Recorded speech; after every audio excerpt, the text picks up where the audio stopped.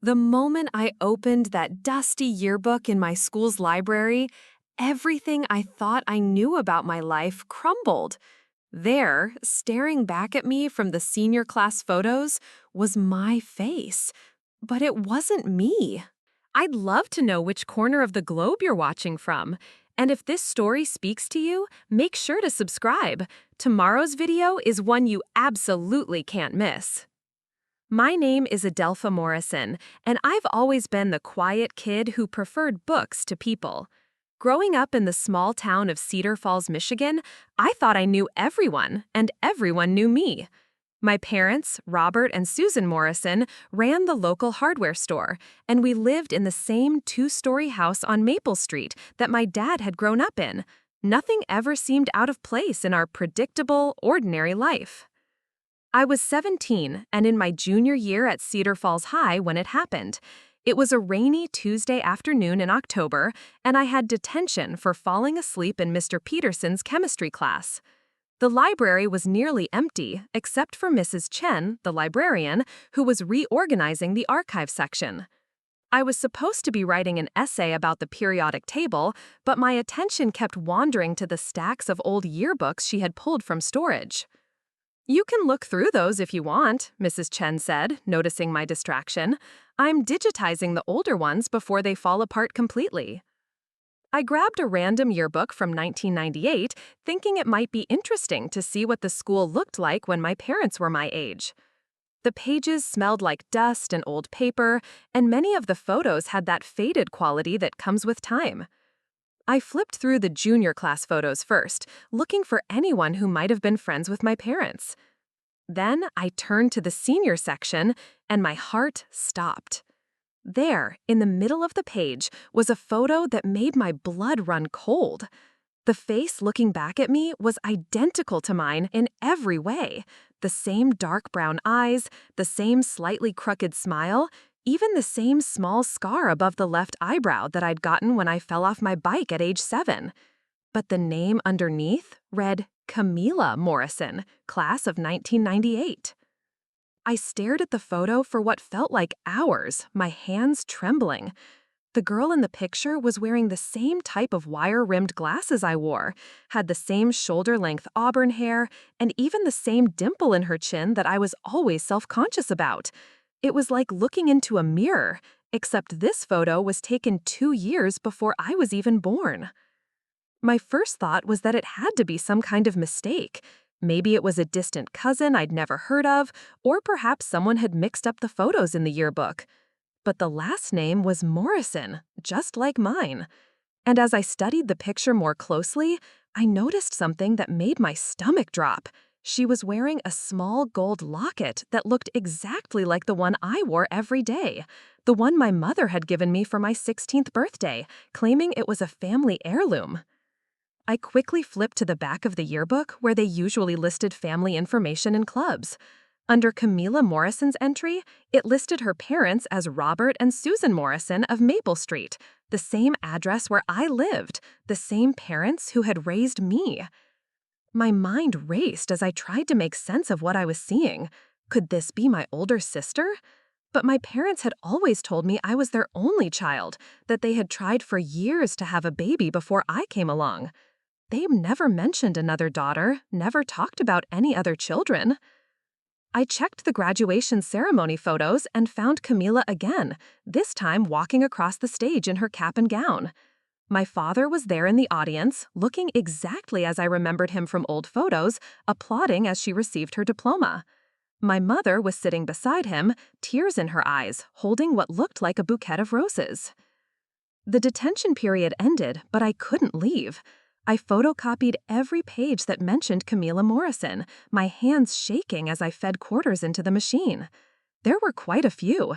She had been on the honor roll, played violin in the school orchestra, and was a member of the National Honor Society. In the candid photos scattered throughout the book, I saw her at prom with a tall boy named Marcus Webb, at a school fundraiser helping serve food, and sitting in what I recognized as the same bedroom I slept in now, studying with a group of friends. That last photo hit me the hardest. It was taken in my room, but it was clearly from before I existed. The same blue wallpaper with tiny flowers that my mother had always said she'd chosen specifically for me, the same built-in bookshelf where I kept my novels, even the same window seat where I loved to read on sunny afternoons.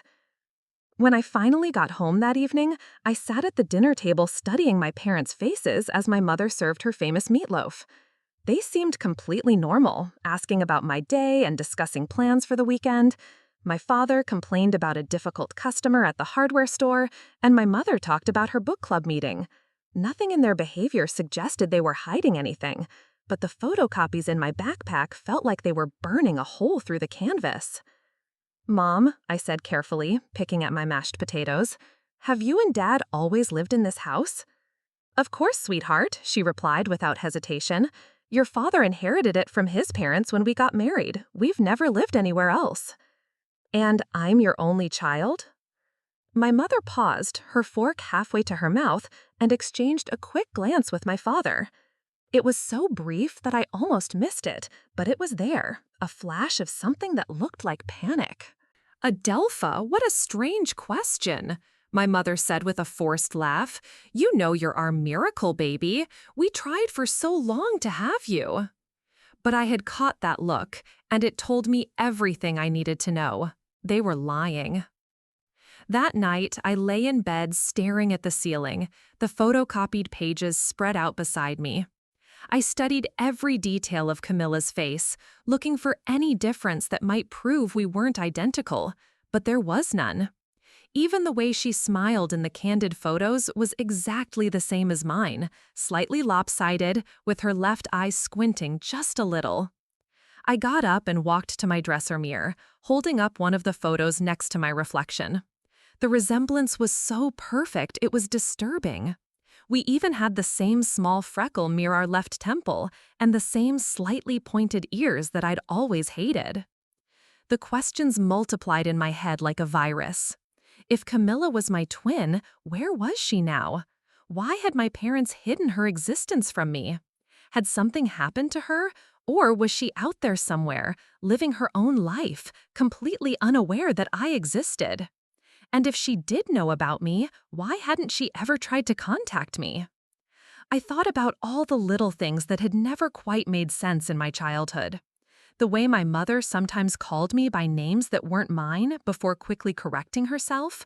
The photo albums that seemed to have gaps in them, with obvious spaces where pictures had been removed. The fact that I had two of everything. 2 sets of baby clothes in different sizes stored in the attic. 2 identical cribs in the basement that my mother claimed were just in case we had guests with babies. Even my birthday had always felt strange. My parents made a huge deal out of it every year, almost too much of a deal, like they were overcompensating for something. And I'd always wondered why I had no baby pictures from my first few months of life, despite my mother being the type of person who documented everything. As I lay there in the darkness, holding the yearbook photo up to catch the moonlight streaming through my window, I made a decision. I was going to find out the truth about Camilla Morrison, even if it meant discovering things my parents desperately wanted to keep hidden. What I didn't know yet was that the truth was far more complicated and devastating than I could have ever imagined. The next morning, I woke up with a plan. If my parents wouldn't tell me the truth, I'd have to find it myself. I decided to start with the one person who might have known Camilla personally, Marcus Webb, the boy she'd gone to prom with. During lunch break, I snuck into the guidance counselor's office and used the computer to search alumni records. Marcus Webb had graduated in 1998 and, according to his contact information, now worked at Brennan's Auto Repair just outside town. My heart pounded as I realized I could bike there after school. The rest of the day dragged by impossibly slowly. I barely paid attention in any of my classes, my mind consumed with what I might discover. When the final bell rang, I grabbed my backpack and raced to the bike racks, pedaling towards Brennan's as fast as I could. The auto shop was a grimy building, surrounded by broken-down cars and the smell of motor oil. I found Marcus under the hood of a blue pickup truck, his hands covered in grease. He was tall and lean, with prematurely gray hair at his temples, but I could see traces of the handsome teenager from the yearbook photos. "Excuse me?" I said, my voice barely above a whisper. "Are you Marcus Webb?" He looked up and nearly dropped his wrench. His face went completely white, and he stumbled backward, knocking over a toolbox that clattered loudly on the concrete floor. "Jesus Christ," he breathed, staring at me like he'd seen a ghost. You're exactly like her." "Like who?" I asked, though I already knew the answer. "Camilla," he said, his voice shaking. "But that's impossible. You can't be. She's been gone for almost 18 years. Gone? The word hit me like a physical blow. What do you mean, gone? Marcus glanced around nervously, then pulled me behind a stack of tires where we couldn't be seen from the street. Who are you? How do you know about Camilla? I'm Adelpha Morrison. Robert and Susan are my parents. His eyes widened even further. Your parents? But they told everyone. He stopped himself, running a grease-stained hand through his hair. This is insane. You look exactly like her. Exactly. Marcus, please. I found her picture in the yearbook yesterday, and my parents won't tell me anything. I need to know what happened to her. He studied my face for a long moment, and I could see him struggling with some internal conflict. Finally, he sighed deeply. Okay, but not here. Meet me at Riverside Park at 8 tonight. Come alone, and don't tell your parents you talked to me. The urgency in his voice scared me, but I agreed. I spent the rest of the afternoon pretending everything was normal. I helped my mother prepare dinner, listened to my father complain about inventory problems at the store, and did my homework at the kitchen table just like any other day. But inside, I was buzzing with anticipation and dread. A lot of love and effort went into bringing this story to life. If you're enjoying it, we'd be so grateful if you'd subscribe to our channel. Now, back to where we left off. At 7:30, I told my parents I was going for a walk to clear my head before a big test. They barely looked up from their television show. I grabbed my jacket and headed for Riverside Park, my heart hammering against my ribs. Marcus was already there, sitting on a bench near the old playground. He'd cleaned up since our earlier meeting, but his face still looked haunted. As I approached, he pulled out his phone and showed me a photo. Him and Camilla at what looked like a school dance, both of them laughing at something off camera. "She was my first love," he said quietly. "We dated for 2 years in high school. I was going to propose after graduation. Maybe not get married right away, but at least be engaged. We had plans to go to Michigan State together in the fall." What happened? Marcus was quiet for so long, I thought he might not answer. When he finally spoke, his voice was barely audible. The accident happened 3 weeks before graduation, May 15th, 1998. Camilla was driving home from her job at the ice cream shop on Highway 12. It was raining, and there was construction that had been going on for months. The road was torn up, poorly marked. I felt cold despite my jacket. She died in a car accident? That's what everyone thinks, Marcus said, and something in his tone made my blood freeze. But I never believed it. The police said she lost control on a curve and went into Miller's Creek. They found the car 3 days later, but, he paused, looking directly at me, they never found her body. The world seemed to tilt around me.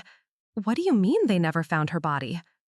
The creek was running high from spring rains, and the current was strong. Everyone assumed she'd been swept downstream, maybe all the way to Lake Huron. The search went on for 2 weeks, but they called it off when they didn't find anything. I struggled to process this information. But if they didn't find her— Exactly, Marcus said grimly.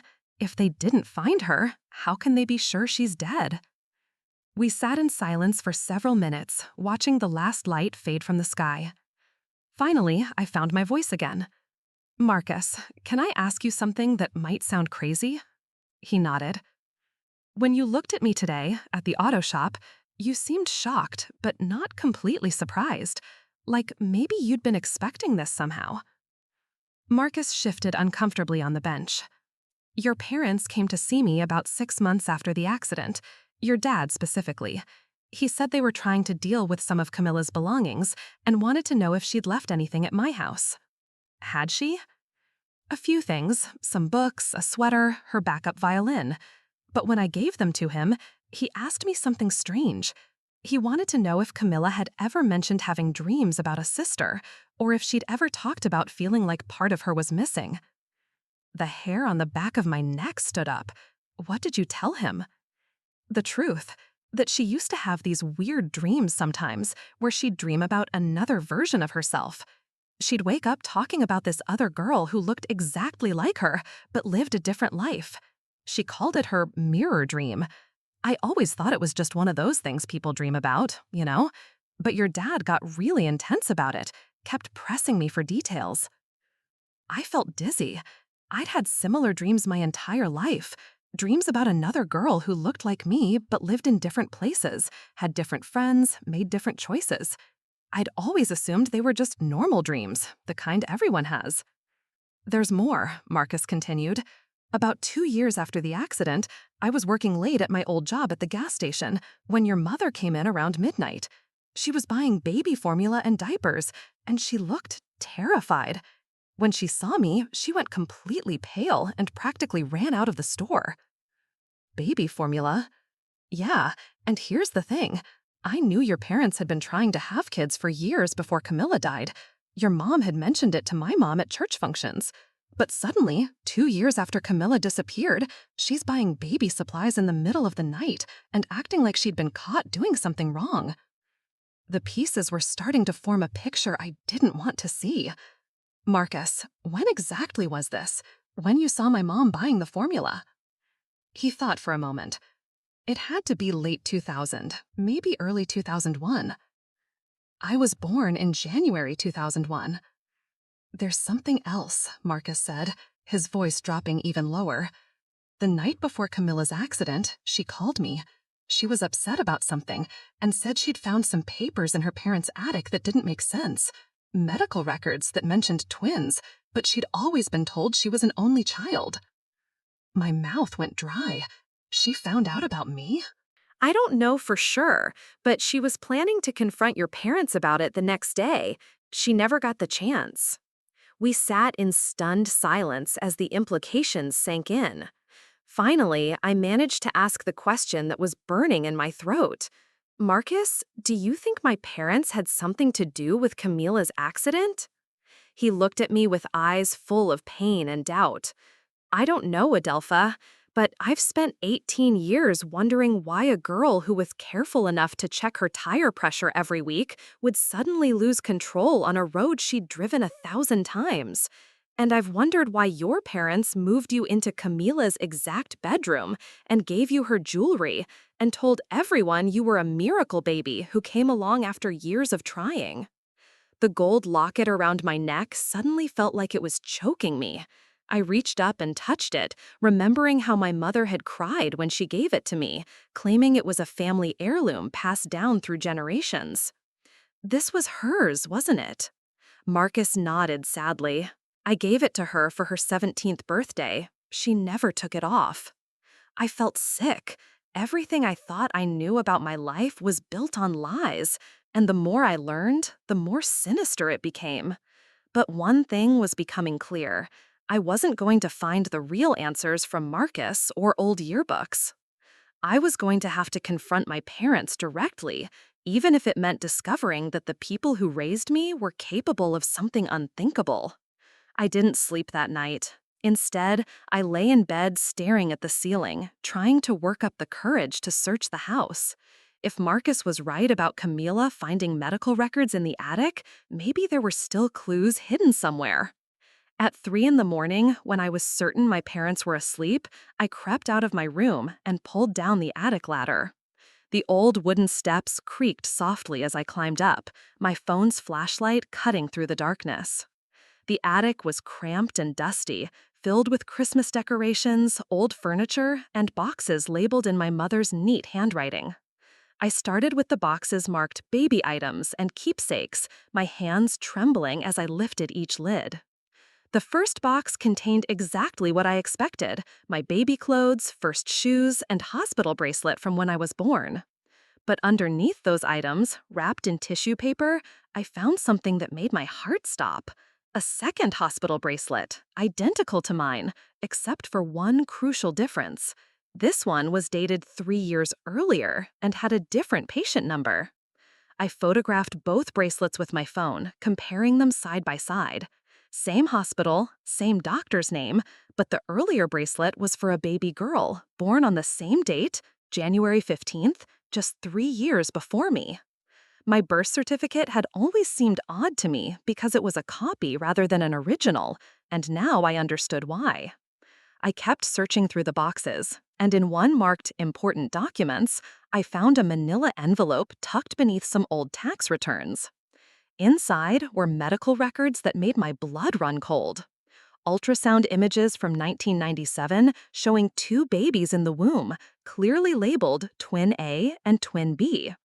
Prenatal appointment notes discussing the progress of both fetuses. And, most damning of all, a birth certificate with my parents' names listing twins born on January 15th, 1998, Camila Rose Morrison and Adelaide Sarah Morrison. Adelaide? My real name wasn't even Adelpha. I sank onto an old trunk, my legs suddenly too weak to hold me. According to these documents, Camila and I had been born together 17 years ago, not 18 months apart as I'd always believed. But somehow, my parents had managed to create an entirely false identity for me, complete with a fake birth date and a different name. There were more documents in the envelope. Adoption papers for someone named Elena Vasquez, dated just 2 months after our birth. The papers indicated that one of the Morrison twins had been placed for adoption with a family in Arizona, but the name had been whited out and written over multiple times. My phone buzzed with a text message, making me jump. It was from an unknown number. "Stop looking, or you'll regret it. Some secrets are buried for good reason." Terror shot through me like ice water. Someone knew I was in the attic, knew what I was discovering. I quickly photographed the remaining documents and stuffed everything back into the envelope, my hands shaking so badly I could barely hold my phone steady. As I climbed back down the ladder, I heard a floorboard creak in the hallway. I froze, listening intently, but heard nothing else. Still, the feeling of being watched made my skin crawl. The next morning at breakfast, my parents acted completely normal, but I caught my father studying my face more intently than usual. When my mother asked if I'd slept well, there was something sharp in her tone that hadn't been there before. Fine, I lied, pushing scrambled eggs around my plate. Just worried about that chemistry test today. "You've always been such a worrier," my mother said, but her smile didn't reach her eyes. Just like... She stopped herself abruptly and took a large gulp of coffee. "Just like who, Mom?" "Just like me when I was your age," she recovered quickly, but I'd caught the slip. At school, I couldn't concentrate on anything. During lunch, I went to the library and used the computer to research Elena Vasquez in Arizona. After an hour of searching through social media and public records, I found her. She was now Elena Martinez, married with 2 children, living in Phoenix and working as a pediatric nurse. But when I found her Facebook profile, my world tilted again. Elena looked nothing like me. She was shorter, with darker skin, black hair, and brown eyes that were completely different from mine. If she had been adopted as one of the Morrison twins, then either the adoption papers were fake or she wasn't actually related to me. That afternoon, I made a decision that would change everything. I called the number listed for Elena Martinez and waited, my heart pounding as the phone rang. "Hello?" The voice was warm and slightly accented. "Hi, my name is Adelaide Morrison, and I'm calling because I found some adoption papers with your maiden name on them. I think we might be related." There was a long pause. "Morrison? I'm sorry, honey, but I think you have the wrong person. I was adopted from a family named Rodriguez in New Mexico, not Morrison, and my birth name was Elena Rodriguez, not Vasquez." "But the papers say..." "Sweetie, I've had my adoption records unsealed for years. I know exactly where I came from, and it wasn't Michigan. You might want to check those papers again. After she hung up, I sat staring at my phone in confusion. If Elena wasn't the twin mentioned in the adoption papers, then where was the other baby? Where was the real Adelaide Sarah Morrison? That evening, I decided to confront my parents directly. I waited until after dinner, then walked into the living room where they were watching the news. I need to talk to you both about something important, I said, my voice steadier than I felt. My father muted the television, and both of them turned to look at me with expressions that seemed carefully neutral. I found some things in the attic last night, I began. Medical records showing that you had twins in 1998, not a single baby in 2001. The color drained from my mother's face, and my father's jaw clenched visibly. I also know about Camilla's accident, and that her body was never found. And I know that the locket you gave me was hers, not some family heirloom. My mother started to cry, quiet tears that she didn't bother to wipe away. Adelpha, sweetheart, my father said carefully, you don't understand the whole situation. Then explain it to me, I demanded. Explain why I have dreams about another life. Explain why you moved me into Camilla's room and gave me her jewelry. Explain why there are ultrasound pictures of twins in your attic, but you've always told me I was your only child. My parents exchanged a long look, and I could see years of secrets weighing down the silence between them. Finally, my mother spoke, her voice broken and barely audible. Because you are Camilla, honey. You've always been Camilla. The words hit me like a physical blow. What are you talking about? My name is Adelpha. I was born in 2001. No, my father interrupted gently. Your name is Camilla Rose Morrison, and you were born on January 15th, 1998, the same day as your twin sister, Adelaide. That's impossible, I whispered. But even as I said it, pieces were clicking into place with horrible clarity. The accident wasn't an accident, my mother continued through her tears, and you didn't die in Miller's Creek. But something happened that night, something that changed everything, and we had to make an impossible choice to protect you. I felt like I was drowning. What kind of choice? What happened to Adelaide? What happened to me? My father leaned forward, his eyes filled with a pain so deep it seemed to age him before my eyes. Camilla, what I'm about to tell you will be the hardest thing you've ever heard. But you're 18 now, and you deserve to know the truth about why we had to erase your old life and give you a new one.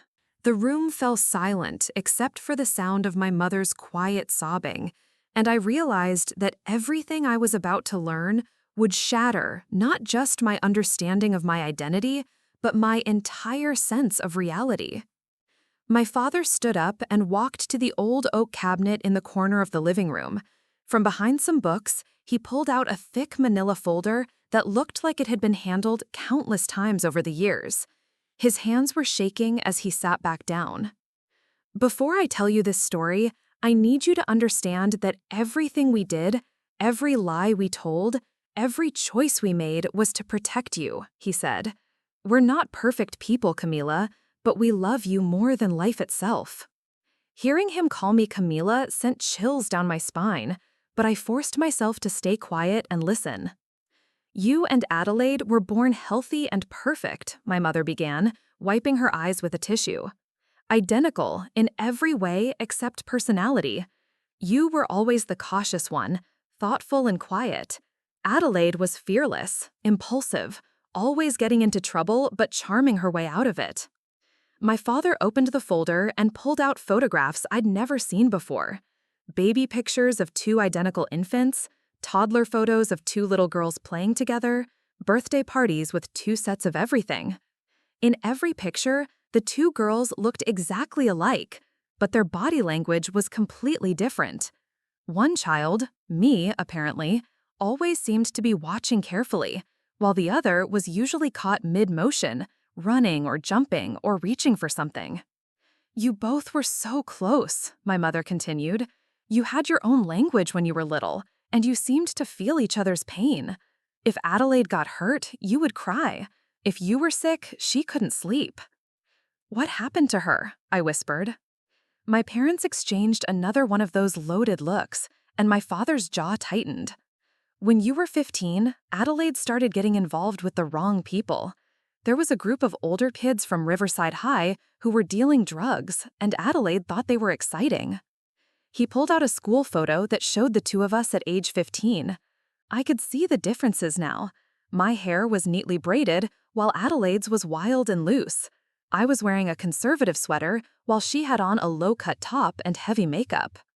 We tried everything to keep her away from them, my mother said. Grounding, taking away privileges, even sending her to stay with your aunt in Detroit for a few months. But Adelaide always found a way back to trouble. My father's voice became harder, more strained. The leader of this group was a 22-year-old named Derek Manning. He had a criminal record, had been in and out of juvenile detention, and he targeted young girls specifically. Adelaide was completely infatuated with him. I studied the photos, trying to remember any of this, but my mind was completely blank. It was like looking at pictures of a stranger who happened to share my face. You begged her to stay away from Derek and his friends, my mother continued. You two had terrible fights about it. The last real conversation you had, you told her that she was going to get yourself killed if she kept running around with criminals. The weight of that statement hung in the air like a physical presence. On May 15, 1998, 3 weeks before graduation, Adelaide snuck out of the house to meet Derek at some party. But you couldn't sleep, knowing she was out there doing something dangerous. Around midnight, you took the car keys and went looking for her. My father pulled out a police report and spread it on the coffee table. You found her at an abandoned warehouse outside town where Derek's crew was meeting with some suppliers from Detroit. It was a drug deal, Camila, and it was going very wrong. I felt sick to my stomach, but I couldn't look away from the documents. According to what you told us later, you got there just as the Detroit guys were pulling guns. Adelaide was in the middle of it all, too drunk or high to understand how much danger she was in. You ran into that warehouse trying to save her. My mother's voice broke completely. There was a shootout. Derek Manning and 2 of the Detroit men were killed instantly. Adelaide? She couldn't finish the sentence. My father took over, his voice hollow. Adelaide was shot in the chest. You were holding her when the police arrived, covered in her blood, screaming her name. She died in your arms in the back of the ambulance on the way to the hospital. The room spun around me. I gripped the arms of my chair, trying to process what they were telling me. But the yearbook, the accident on Highway 12. We made all that up, my father admitted. The police were willing to work with us because you were just 17, and you'd clearly been trying to save your sister's life. But Derek's surviving crew members were making threats. They blamed you for the raid that got Derek killed. Said you must have tipped off the police. Did I? No, sweetheart, my mother said firmly. The police had been watching that warehouse for months. It was just terrible timing. But Derek's friends didn't see it that way, and they had connections to some very dangerous people. My father pulled out newspaper clippings about the warehouse shooting. The headlines were brutal. Local teen dies in drug deal gone wrong, and high school student killed in gang shooting. We couldn't let you go back to school, couldn't let you live in this town where everyone knew what happened. The trauma of losing Adelaide, combined with the constant death threats, was destroying you.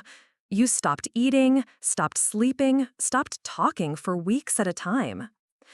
The doctor said you were having a complete psychological breakdown, my mother added. You kept insisting that you were Adelaide, that Camilla was the one who died. Sometimes you'd forget which twin you were entirely. I felt a chill of recognition. Even now, looking at these photos, I couldn't remember which moments belonged to which sister. So we made a choice, my father continued. We reported that Camilla Morrison had been killed in a car accident on Highway 12 and that her body had been swept away by the creek. We held a funeral, complete with a casket and a headstone. Where did you get the car? We bought an old Honda that matched the one you'd been driving and had it placed in Miller's Creek at night. The police were in on it. They understood that it was the only way to keep you safe from Derek's crew. My mother reached into her purse and pulled out a bottle of prescription medication. Then we moved you to a private treatment facility in Grand Rapids under the name Adelaide Morrison. You spent 2 years there working with psychiatrists and specialists who helped you deal with the trauma. But something unexpected happened during your treatment, my father said quietly. The dissociative episodes got worse instead of better. You genuinely forgot most of your memories from before the shooting. The doctor said your mind was protecting itself by blocking out everything connected to that night. I stared at the medication bottle, reading the label. It was prescribed to Adelaide Morrison for severe PTSD and dissociative amnesia. When you were finally ready to leave the facility, you had no memory of being Camilla. You believed you were Adelaide, and you believed your twin sister Camilla had died in a car accident. The doctor said forcing you to remember might cause another breakdown. So we decided to let you build a new life with the identity that felt safe to you. But Adelaide was the one who died, I said slowly. Yes, my mother whispered. But in your mind, Camilla died in that warehouse, holding her sister. So we let Adelaide live. My father leaned forward, his eyes pleading. We changed your birth date, got you new documents, and moved back to Cedar Falls when we thought enough time had passed. We told everyone that we'd finally had the miracle baby we'd always wanted. You were 17, but you looked younger because you'd lost so much weight during your illness, and you'd forgotten how to act your age.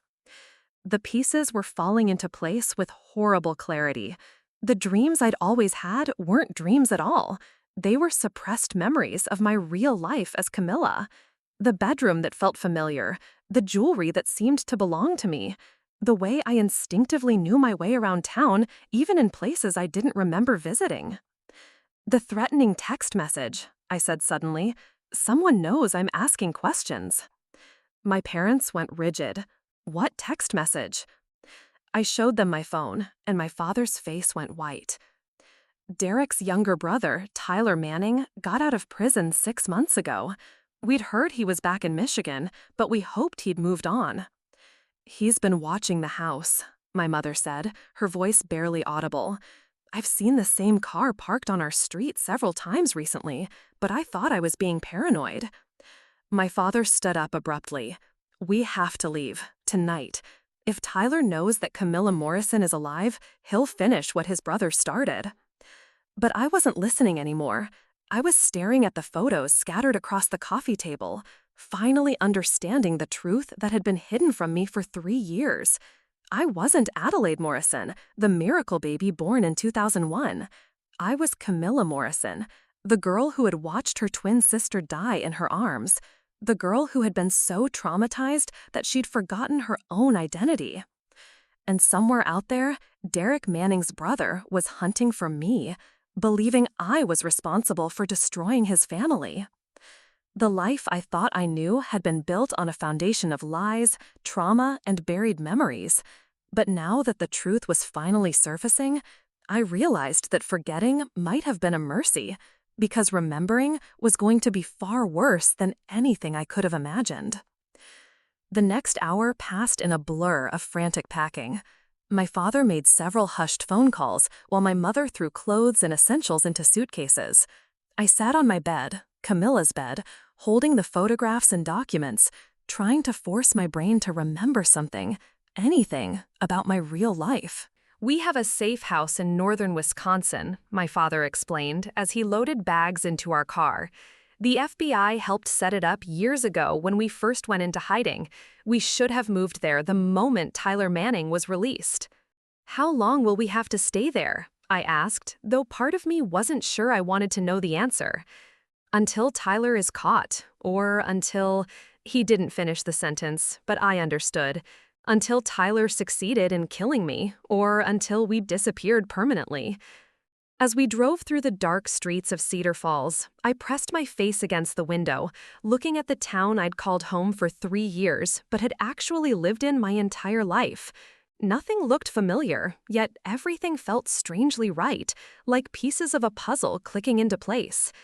We were passing the old ice cream shop where the document said Camilla had worked when my mother suddenly gasped, "Robert, there's a car following us." I turned around and saw headlights maintaining a steady distance behind us, matching our every turn. My father's knuckles went white on the steering wheel. "Hold on," he said, and suddenly we were speeding through residential streets, tires squealing as we took corners too fast. The car behind us accelerated too, its engine roaring in the night. "Call 911, my father shouted to my mother, but before she could reach for her phone, our pursuer pulled alongside us. Through the passenger window, I could see a young man with Derek Manning's same cold eyes and sharp cheekbones. He was pointing something at our car that looked horribly like a gun. My father yanked the steering wheel hard to the right, sending us careening into a parking lot behind the old movie theater. We crashed through a chain-link fence and came to a stop against a dumpster, the impact throwing me forward into the seat in front of me. "Everyone out, now!" my father yelled. We scrambled from the car just as Tyler Manning's vehicle skidded into the parking lot behind us. He was out of his car before it fully stopped, and in the light from the street lamps, I could see the gun in his hand clearly. "Camilla Morrison," he called out, his voice echoing off the empty buildings. "I've been waiting 3 years to meet you." My parents positioned themselves in front of me, but Tyler laughed. "Don't bother, I'm not here for them. I'm here for the little bitch who got my brother killed." "She was 17, my father shouted back. "She was trying to save her sister." "She was supposed to mind her own business," Tyler snarled. "Derek would still be alive if she hadn't shown up that night." Something strange was happening in my mind. Standing there in that parking lot, with Tyler's voice echoing around us, I began to remember. Not everything, but fragments, flashes of that terrible night that had been buried for 3 years. I remembered driving frantically through dark streets, my hands shaking on the steering wheel as I searched for Adelaide. I remembered the warehouse, windows glowing with harsh fluorescent light. I remembered the sound of shouting, and then gunshots, sharp and sudden like firecrackers. "You don't even remember, do you?" Tyler said, stepping closer. "You don't remember what you cost me." But I was starting to remember. Adelaide's face, pale and frightened, when she realized the drug deal was going wrong. The way she reached for me when I burst through the warehouse door. The warmth of her blood soaking through my shirt as I held her. "I remember," I said quietly, and Tyler stopped walking. "What?" "I remember," I said louder, stepping out from behind my parents. "I remember watching your brother pull a gun on a 19-year-old girl who was too drunk to run. I remember him using Adelaide as a human shield when the shooting started." Tyler's face twisted with rage. "You're lying." "Your brother was a coward," I continued, the memories flooding back now, like a dam bursting. "When those Detroit guys started shooting, Derek grabbed Adelaide and held her in front of him. She died because your brother was too much of a coward to face his own consequences." "Shut up," Tyler screamed, raising the gun. But the memories were coming faster now, and with them came something else. Anger. Pure, burning fury at this man who was threatening my family, who was blaming me for his brother's crimes. "Adelaide trusted Derek," I said, my voice growing stronger. "She thought he cared about her. But when the shooting started, he threw her away like garbage to save himself. She died calling his name, still believing he would protect her." Tyler was shaking now, the gun wavering in his hands. "Derek loved her, he told me." "Derek loved using her," I interrupted, "just like he used every other girl who was stupid enough to trust him. Adelaide wasn't his girlfriend, Tyler. She was his victim." Police sirens wailed in the distance, growing louder. Someone must have heard the crash and called for help. "You destroyed my family," Tyler said, but his voice had lost its conviction. "Your brother destroyed your family," I replied, "and he destroyed mine too. The difference is, I'm not spending my life hunting down teenagers to blame for it." The police cars roared into the parking lot, their spotlights flooding the area with brilliant white light. Tyler squinted against the glare, still holding the gun, but looking suddenly young and lost. "Put the weapon down!" officers shouted through bullhorns. For a moment, I thought Tyler might shoot anyway, but then his shoulders sagged, and he dropped the gun to the asphalt, raising his hands above his head. As the police moved in to arrest him, Tyler looked directly at me. "This isn't over," he said. "There are others who remember what you did." "Let them come," I said, surprising myself with how steady my voice sounded. "I'm not hiding anymore." The next few hours were a whirlwind of police statements, medical checks, and paperwork. Detective Sarah Chen, who had worked the original warehouse case, explained that Tyler had been under surveillance since his release from prison, but they hadn't been able to arrest him until he made an overt threat. "We've been monitoring communications from other members of Derek's old crew," she told us as we sat in the police station. "Tyler was working with at least 2 other men who've been planning this for months. We'll get them, but it might take time." "So we still can't go home?" my mother asked. "Not yet, but the safe house in Wisconsin is secure, and now that we know who we're dealing with, we can provide better protection." As we prepared to leave for Wisconsin, Detective Chen pulled me aside. "Camila, I want you to know that what happened that night wasn't your fault. I was one of the officers who responded to the warehouse, and I saw what Derek Manning did. You tried to save your sister's life, and that took incredible courage." "I should have gotten there sooner," I said. "If I'd found her before she went to that warehouse." "Then you both might have died," Detective Chen interrupted firmly. "Adelaide made her own choices, and Derek Manning made his. You're not responsible for either of them." That night, in a small cabin surrounded by Wisconsin woods, I sat by a fireplace reading through all the documents my parents had brought. Birth certificates, medical records, school transcripts, therapy notes, the entire paper trail of a life I'd forgotten and a death that had been fabricated. But more than that, I was remembering, not just the trauma and the tragedy, but the good memories too. Adelaide's laugh, bright and infectious. The way we used to stay up all night talking about our dreams for the future. How she would always defend me when other kids picked on me for being too quiet, too serious. "I miss her," I said aloud to my parents, who were sitting across from me. "We miss her too," my mother replied, tears in her eyes. "Every single day." "But we're grateful we still have you," my father added. "Both versions of you, Camila and Adelaide. You carry the best parts of both our daughters." For the first time in 3 years, I felt like I knew who I was. Not Adelpha Morrison, the quiet girl who lived in someone else's shadow. Not even just Camila Morrison, the traumatized survivor. I was something new. Someone who had experienced unimaginable loss, but had found the strength to keep living. The nightmares would probably continue. Tyler Manning's trial would be difficult. And there might always be people out there who blamed me for Derek's death. But I was done running from the truth. Adelaide deserved to be remembered, and Camila deserved to live. Whatever came next, I would face it as myself, all of myself, for the first time in 3 years. 6 months passed in the Wisconsin cabin before Detective Chen called with news that changed everything. I was sitting on the porch, reading one of Adelaide's old journals that my parents had saved, when my father's phone rang. "All 3 remaining crew members have been arrested," Detective Chen announced when my father put her on speaker. "We got them in a coordinated raid across Michigan and Ohio. Tyler gave us everything in exchange for a reduced sentence."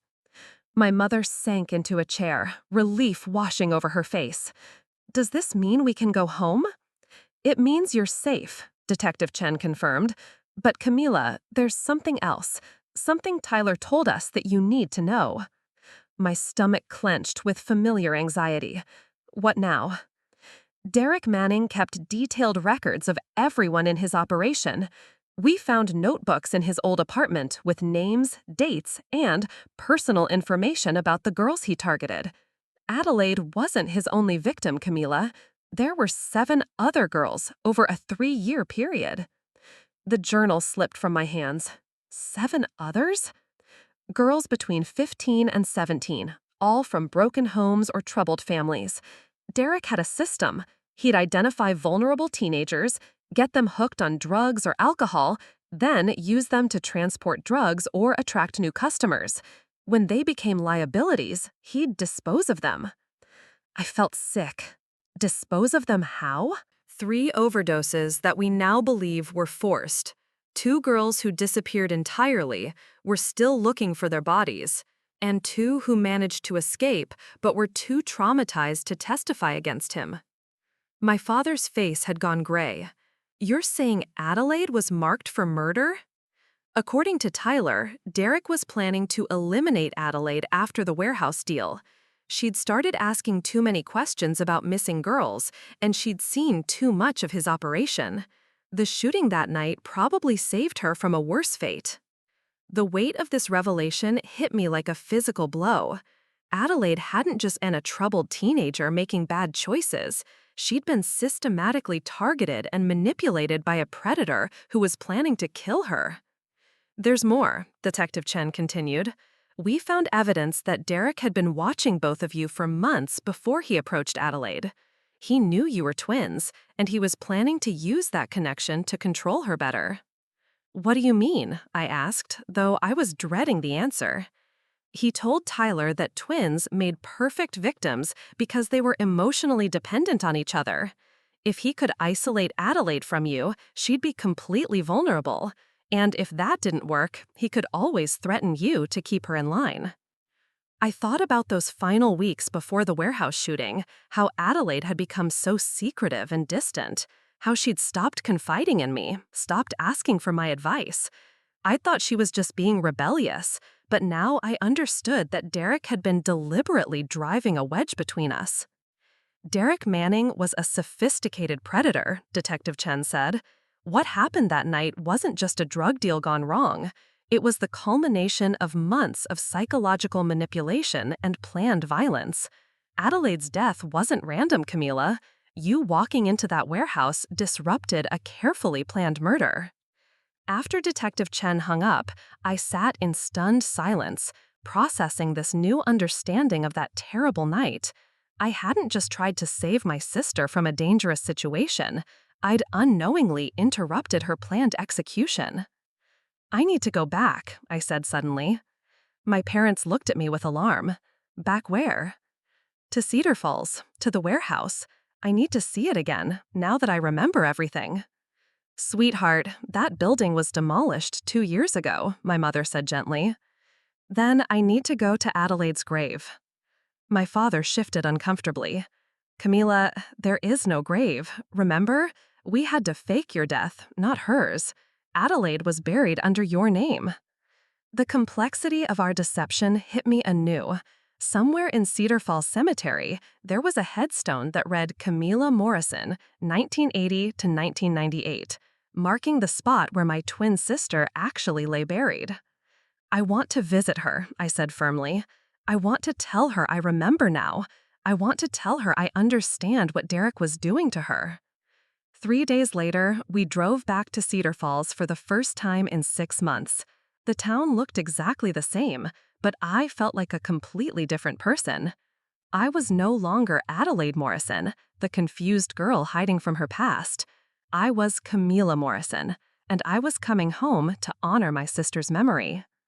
The cemetery was small and peaceful, surrounded by old oak trees that were just beginning to turn colors with autumn. We found the headstone easily, a simple granite marker with my name on it, and below that, "Beloved Daughter." I knelt beside the grave and placed a bouquet of white roses on the grass. "Hi, Adelaide," I whispered. "I'm sorry it took me so long to remember who you really were." The words came easier than I'd expected. I told her about the investigation, about Tyler's arrest, about learning the truth of Derek's predatory system. I told her that I understood now why she'd been so frightened in those final weeks, and why she'd pushed me away. "You were trying to protect me," I said aloud. "You knew Derek was dangerous, and you were trying to keep me out of it, but I couldn't let you face it alone." As I sat there talking to Adelaide's grave, memories continued to surface, not traumatic flashes this time, but gentle recollections of our childhood. I remembered how she used to sneak into my bed during thunderstorms, how she'd always shared her Halloween candy with me, even though I was too shy to trick or treat at many houses.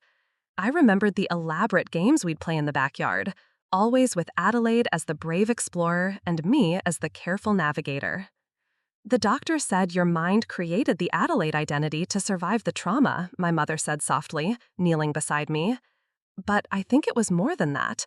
I think part of Adelaide's spirit really did survive in you. What do you mean? You're different now than you were before the shooting, she explained. The old Camilla was so cautious, so worried about making mistakes. But this version of you, the one who confronted Tyler Manning, who insisted on coming here today, that's Adelaide's courage living on. I touched the headstone, tracing the letters of my own name. So what happens now? Do I go back to being Camilla Morrison officially? That's up to you, my father said. Detective Chen said we can restore your original identity if you want, or you can keep the Adelaide Morrison documentation. The choice is yours. I thought about it for a long moment, watching leaves fall from the oak trees around us. I think I want to be both, I decided. Legally, I'll go back to being Camilla, but I don't want to forget what I learned in Adelaide. Over the next few weeks, we worked with lawyers and government officials to restore my original identity. It was complicated, undoing a faked death while maintaining the privacy protections that had kept me safe, but eventually, Camilla Morrison was officially alive again. I decided to finish high school in Cedar Falls, walking the same halls where I'd spent my first 3 years, but with a completely different perspective. Some people remembered me. Others were confused by my return from the dead, but I didn't care about the gossip anymore. The hardest part was seeing Marcus Webb again. When I walked into Brennan's auto repair wearing my Letterman jacket from 1998, he dropped his wrench and stared at me like he'd seen a ghost. "Camilla?" he whispered. "Hi, Marcus," I said simply. He pulled me into a fierce hug, and we both cried. I told him everything about the dissociative amnesia, the false identity, the 3 years of forgetting. He listened without judgment, occasionally asking questions, but mostly just letting me talk. "I always knew something was wrong about that car accident," he said finally. "Camilla Morrison wouldn't lose control on a road she knew by heart, but I never imagined anything like this." "I'm sorry you had to grieve for someone who wasn't really dead," I said. Marcus shook his head. "Part of you did die that night, Camilla, the part that couldn't survive what happened to Adelaide. But the important parts, your kindness, your intelligence, your love for your sister, those survived. They just needed time to heal." As graduation approached, I made a decision that surprised everyone, including myself. Instead of attending the ceremony as Camilla Morrison, class of 1998, I chose to graduate with the class of 2001 as Adelaide Morrison. "But that's not who you really are," my mother protested.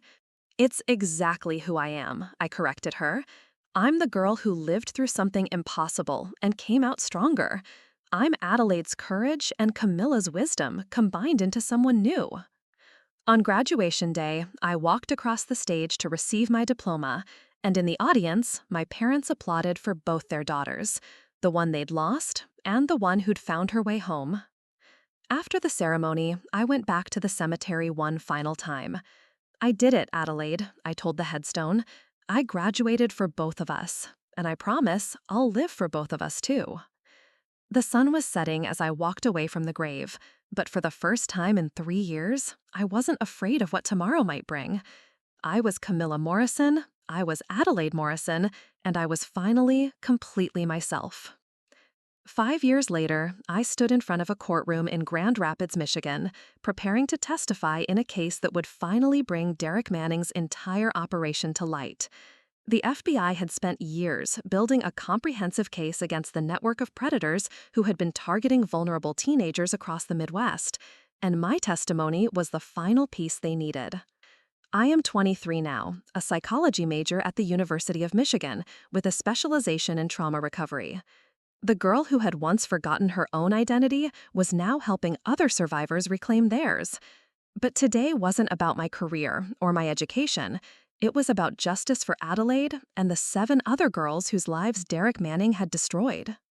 "State your name for the record," the prosecutor, District Attorney Jennifer Walsh, requested. "Camilla Rose Morrison," I said clearly, my voice carrying to every corner of the packed courtroom. Tyler Manning sat at the defendant's table, no longer the angry young man who had chased me through Cedar Falls with a gun.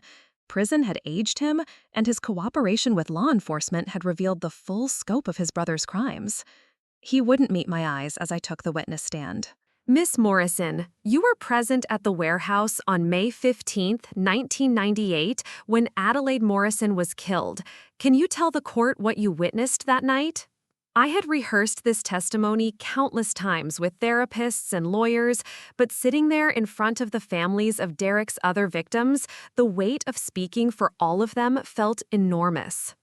I arrived at the warehouse around 12:30 a.m. looking for my twin sister Adelaide, I began. She had been involved with Derek Manning for approximately 4 months, and I was concerned for her safety.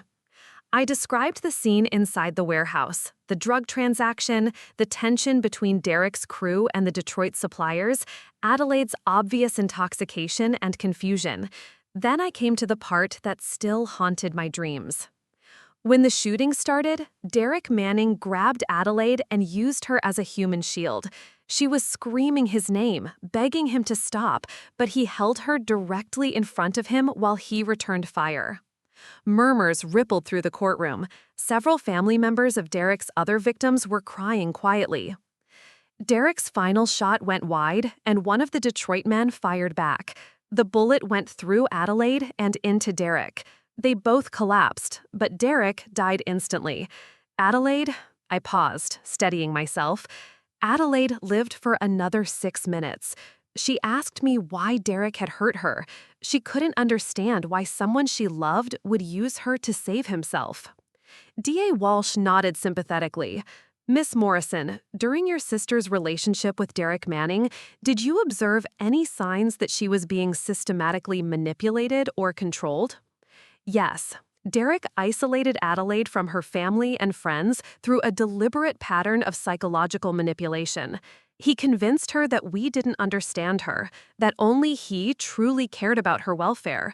He introduced drugs and alcohol to make her more dependent on him, and he used financial incentives to make her feel obligated to participate in illegal activities. I went on to describe the evidence that had emerged during the investigation.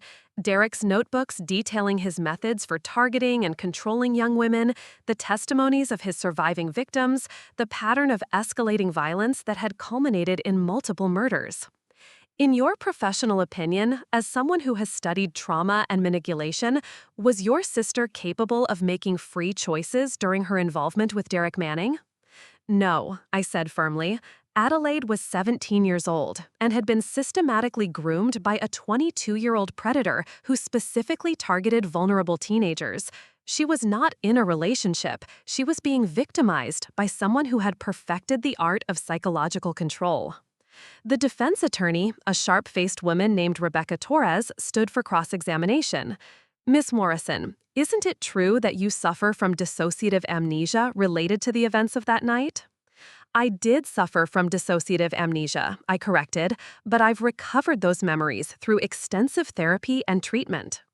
And isn't it possible that your recovered memories have been influenced by suggestion, therapy techniques, or your desire to see your sister as a victim rather than a willing participant? I had expected this line of questioning. Miss Torres, my recovered memories are corroborated by physical evidence, witness testimony, and Derek Manning's own written records. This isn't a case of false memory syndrome. It's a case of documented predatory behavior. But you can't deny that you spent 3 years believing you were a different person entirely.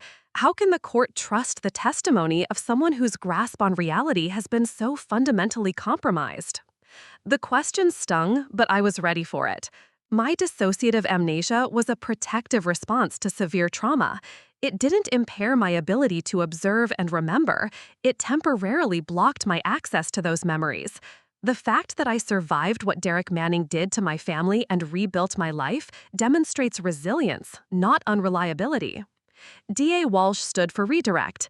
Miss Morrison, since recovering your memories and your identity, have you had any contact with the other surviving victims of Derek Manning's operation? Yes, I've worked with a support group for survivors of trafficking and exploitation.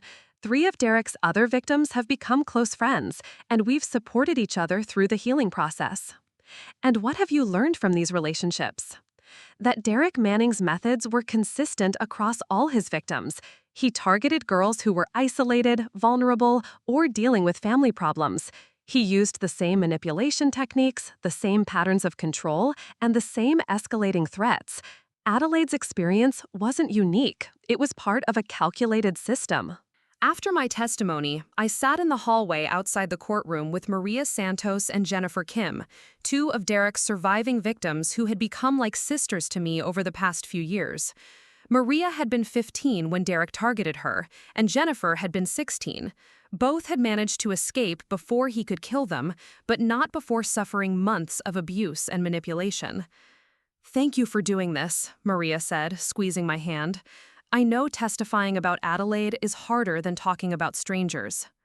"She would have wanted justice for all of you," I replied. "Adelaide always stood up for people who were being hurt, even when she couldn't protect herself." The trial lasted 3 more weeks. Tyler Manning was ultimately sentenced to 25 years in federal prison for his role in the trafficking operation and for the threats against my family. 2 other surviving crew members received similar sentences. More importantly, the trial led to new legislation strengthening protections for teenage victims of trafficking and manipulation. But the real victory came 6 months later when I received a call from Detective Chen with news that changed everything. "Camila, we found them." "Found who?" "Rebecca Walsh and Amanda Chen, the 2 girls from Derek's operation who disappeared. They're alive." My heart stopped. Alive? After all these years? Derek didn't kill them. He sold them to a trafficking network operating out of Nevada. It took 5 years, but we finally tracked them down. They're safe now, and they're going to recover. I sank into a chair, overwhelmed by the news. 2 more of Derek's victims had survived, had been rescued, had a chance at healing. "There's something else," Detective Chen continued. "Rebecca wants to meet you. She said she's heard about your work with survivors, and she wants to join your support group." A year later, I stood at the podium in the University of Michigan's largest lecture hall, delivering my master's thesis presentation on identity recovery in trauma survivors. In the audience sat my parents, Marcus Webb, Maria, Jennifer, Rebecca, Amanda, and a dozen other survivors who had become my chosen family. "Identity isn't just our name or our birth certificate," I said, looking out at the faces of people who understood survival in ways most people never would. "Identity is the story we tell ourselves about who we are, where we've been, and where we're going. Trauma can fragment that story, can make us forget who we were or doubt who we might become." I clicked to my final slide, which showed a photo of Adelaide and me at age 16, laughing together in our backyard. But healing isn't about returning to who we were before the trauma. It's about integrating all parts of our experience, the pain and the joy, the loss and the growth, into a new, more complete version of ourselves. After the presentation, I drove to Cedar Falls Cemetery one last time. The headstone that had once borne my name now read Adelaide Sarah Morrison, 1980 to 1998, beloved sister and friend. I had commissioned a second stone for the space beside it that read Camila Rose Morrison, 1980-2024, living for 2. "I did it, Adelaide," I said, placing fresh white roses on her grave. "I finished school, I helped other survivors, and I made sure Derek's entire operation was exposed.